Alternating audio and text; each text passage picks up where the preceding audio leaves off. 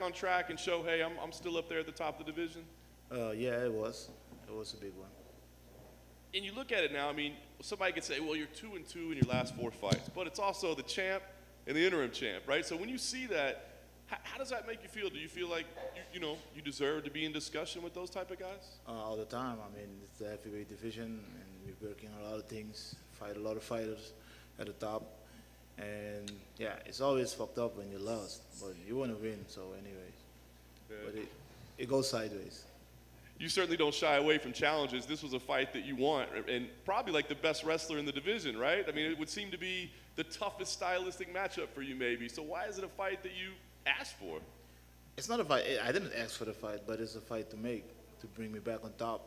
I mean, Curtis is the number 4, and I'm the number 6. If I still want to get a crack at the title, there's the guy to take out. So it was the perfect fight and a big challenge as well. What was preparation like? Was this a camp that was not a lot of fun? I imagine there was a lot of wrestling days in it, or what was the preparation like? It was fun, but there were days that it wasn't fun. But it is what it is. I'm comfortable with it, and this is what we do. So I'm enjoying it. Yeah, packed arena again too, right? I mean, it's been a while since you've been in a full arena. Is that? I mean, I know a fight's a fight. Once you're in there, it's all the same. But does that add some excitement for you? I think it's awesome, man. It's gonna be exciting. Before I was like, I don't care if it's gonna be public or not. But now thinking of it, I think it's gonna be awesome. Awesome. Last thing for me, I mean, you win here, as you said. I mean, this is top-ranked contenders. The only losses you have are to the champ and the interim champ. I mean, do you feel like you win here, it's time to start talking about rematches with one of those two guys? Correctly, I think that's the perfect win this Saturday. You got to bring me up there, strap me up. Jairzinho, right here.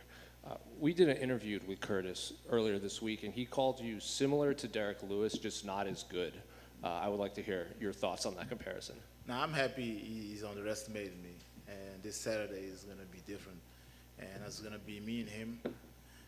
I don't even count the referee, because when it's over, it's over. And obviously he's going to, you know what he's going to try to do. He's going to try to wrestle you. But he does have a lot of knockout wins over high-level strikers like Junior Dos Santos. So how would you rate his striking inside the octagon?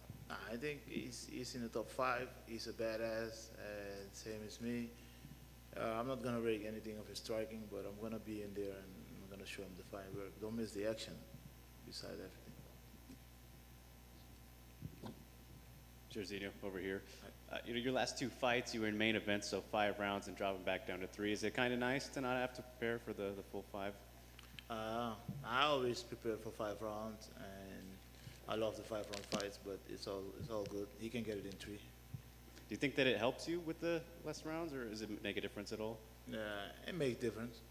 I have that cardio, so I think it's one of my biggest power.